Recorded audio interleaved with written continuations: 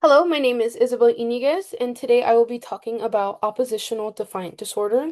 I will refer to it as ODD. Now, what is ODD? It is a recurring pattern of anger, irritability, and defiant or vindictive behavior. It is broken up into three different subtypes of symptoms, which just means three different groups on how you might act out. The first is angry, irritable moods, the second being argumentative, defiant behaviors, and the third being vindictiveness. Now, what are these words? What are these bigger words? Irritability is being a bit more sensitive or more touchy towards people around you, so you might get angry a lot faster. Defiant is going against what is requested of you. So let's say a teacher might ask you to clean up your toys, and instead of doing that, you choose to continue playing or maybe even take out more toys. Now, the term vindictiveness just means that you are trying to make someone feel the same way that you felt. Let's say one of your friends steals one of your toys, and instead of asking for it back or asking for an apology, you choose to take one of theirs because you want them to feel how you felt when they took your item. Now, the features of ODD are split into four different groups. The first being aggression, where a child might be acting out of anger, where they're shoving someone, they might be hitting them or even poking them. This is seen as normal in the development of children because they are trying to learn the boundaries, but what makes it atypical or not normal is how often it's happening. So it might be happening 3 to 4 times a week. A child without ODD might be having aggression once a week. Now, the second dimension is non-compliance, which just once again means that a child is not listening to rules or going against what is requested of them. Once again, this is something that is commonly seen in early childhood because they're, trying to establish their own personal wants and their personal needs. But what makes it different is, the reason why they are defying. Maybe it's not so much of what they want, but it's just them not wanting to listen. The third is temper loss, where a child doesn't really understand or have control of their own personal anger, and so they might lose their temper. And what we look for in children is the intensity, the destructiveness, or even how hard it is or how long it takes for them to calm down. Now, the fourth is low concern of others, where a child might be acting out without thinking about the other people around them and their feelings. They might be acting out on their own thoughts and their own feelings without realizing how it might affect their classmates or even their teachers. The age of onset really just looks at when we kind of see these behaviors. It's typically found in early childhood, preschool to elementary school years, but it's typically diagnosed about at the age of 8 years old. Now, these behaviors can be seen in different settings. We have home setting with your parents, siblings, relatives, school settings with teachers and faculty, or even peer settings with, classmates or your friends. Now, when we look into the developmental course of ODD, it's important to keep in mind on what is seen as normal for development of children. There are times where a child might have an outburst or go against the rules because they're still trying to figure out, their themselves. And so it's important to identify on what is typical for development and what is atypical. So early markers of ODD are displays of atypical aggression in early childhood. And another factor that we do look into for the development is how the environment responds to the child with ODD. So we look at parents, we look at family, and we look at peer involvement. We're looking at social interaction learning, what the child is reflecting of their environment, as well as patterns of parental characteristics, how the parents are navigating these behaviors and how they are reinforcing or, discouraging these behaviors. ODD is also seen as a pivotal developmental disorder, meaning that it kind of connects with, later issues, one being external disorders, where a child might be even more disruptive. They might, have outbursts or lose their tempers a lot faster than they did before. Another one being internalizing problems, where a child might develop sad or negative thoughts about themselves or the people around them.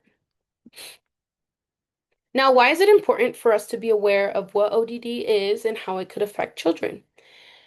It's important because we are able to understand how an environment might impact a child's well-being as well as how that child might be affecting their environment. So it's allowing us to be aware of both perspectives of a setting or, the teacher's thoughts, the teacher's feelings, the child's feelings, and things like that. Another one is that a child with ODD might struggle maintaining and developing relationships. They might have poor communication skills with their parents, with their teachers. They might have issues at school with their schoolwork, or even making friends with their classmates. Another reason why it's important to kind of be aware and understand is that it might make a child more open to cognitive behavioral therapy, which just is therapy or, guidance for the child to help them understand kind of who they are, how they're feeling, and how they can reflect those feelings to their peers and to their authority figures. Now, there are a lot of symptoms for ODD, but for two that we are going to focus on is often losing tempers and arguing with authoritative figures.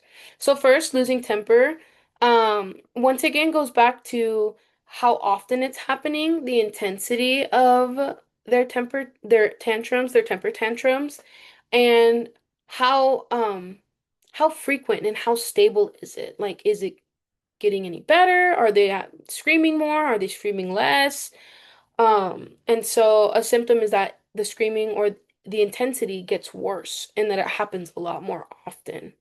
Another thing is that their aggression might stay stable. It might be the same as, they might hit people all the time or push them, or it might even get worse where they might be hurting themselves or hurting the other people even more.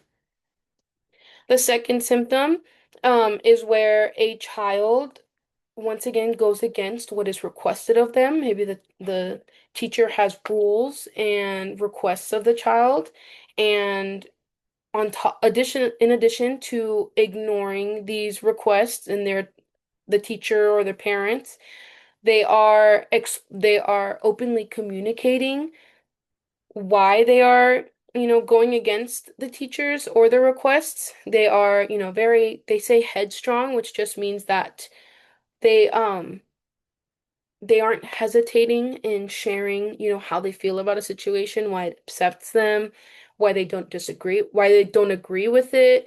And so it's just kind of open back and forth with the authority figures, whether it's parents or the teachers, with the child and they're both kind of sharing like, I have this request of you, and the child is saying, well, I don't want to do it, and here's why. So it's a lot of back and forth, but a lot of expressing, their own thoughts and their own feelings.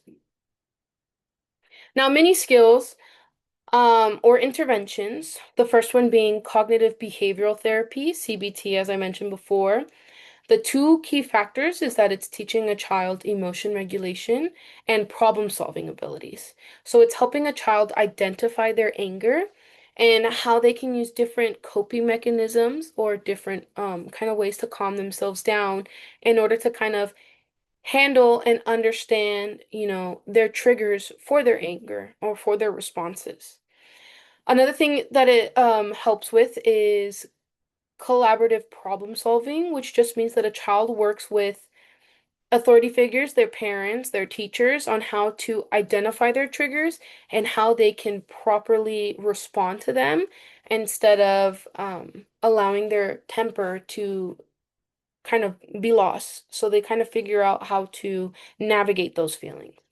Another one is parent management training, PMT, where a parent or authority figures are taught different strategies on how to handle behaviors. So then the parent is more hands-on with the child's experiences and their feelings instead of just ignoring it or reinforcing them. They are embracing positive parenting or parental involvement, having positive instructions for the child and working alongside them so to help them navigate their emotions, their behaviors, their communications. It's just having a more positive outlook on working alongside your child and kind of working with them as they develop, as they grow up, your parents are working with you. They are growing with you.